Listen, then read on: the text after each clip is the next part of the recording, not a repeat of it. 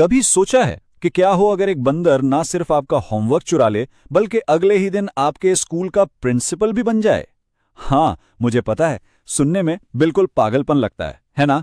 जरा सोचें तो, सुबह सुबह आप स्कूल जा रहे हैं और फुर्ती से एक बंदर आए और आपका हिसाब का होमवर्क छीनकर 9-2-11 हो जाए।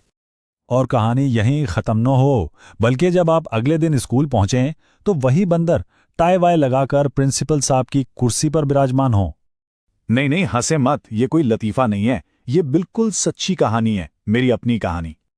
तो जनाब, किस्सा शुरू होता है मैंगो नगर की एक आम सी सुबह से। मैं अपना रियाजी का होमवर्क ऐसे सीने से लगाए जा रहा था जैसे कोई खजाना हो। आखिर वो होमवर्क मेरी जिंदगी और मौत का मसला था।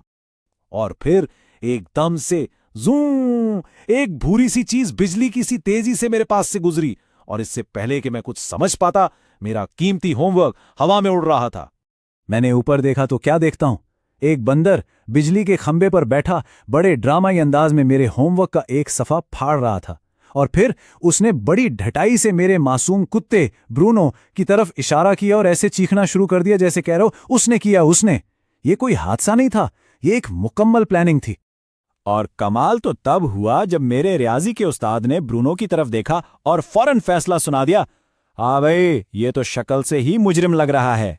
मेरा गरीब ब्रूनो, जिसने जिंदगी में एक मक्खी नहीं मारी, होमवर्क चोरी के इल्जाम में पकड़ा गया। खैर, अगली सुबह जब मैं स्कूल पहुंचा तो माहौल कुछ बदला बदला सा था। प्रिंसिपल साहब के दफ्तर के बाहर एक बहुत बड़ा सा बैनर लगा हुआ था जिसने मुझे फौरन अपनी तरफ खींच लिया। उस बैनर पर लिखा था, हमारे नए प्रिंसिपल को खुशामदीद। और बैनर के ठीक नीचे खड़ा था, जी हां, वही होमवर्क चोर बंदर।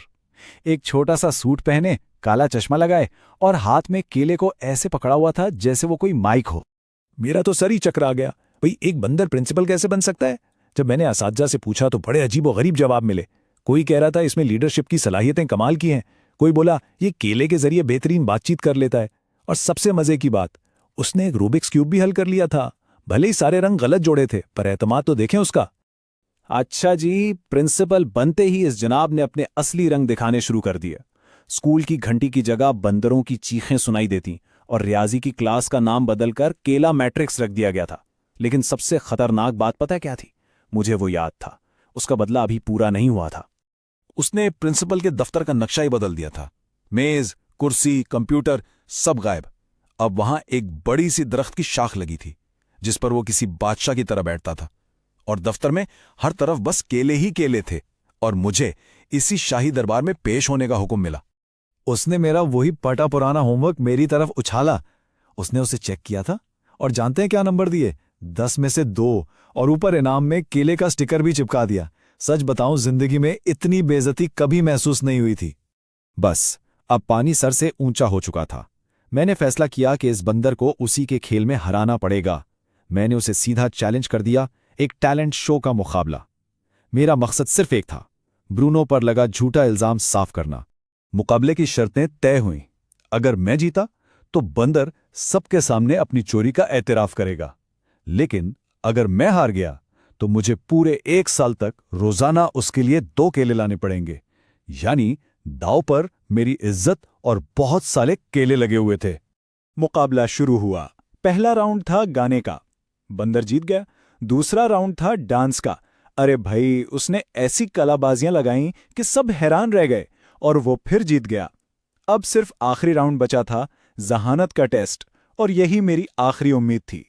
और फिर वो सवाल पूछा गया जिस पर सब कुछ टिका हुआ था।